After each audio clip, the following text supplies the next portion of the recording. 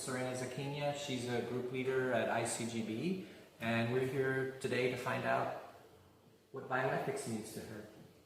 Well, I think that as scientists, we do have the responsibility to think at the consequences of our science in the society.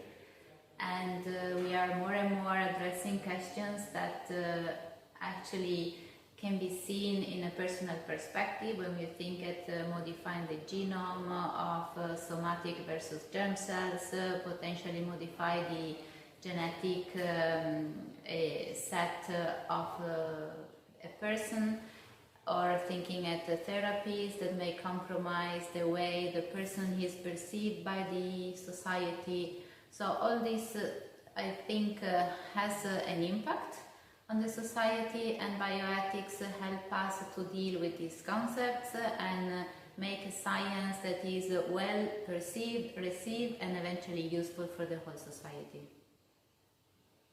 Okay, and how does bioethics help you in your everyday work?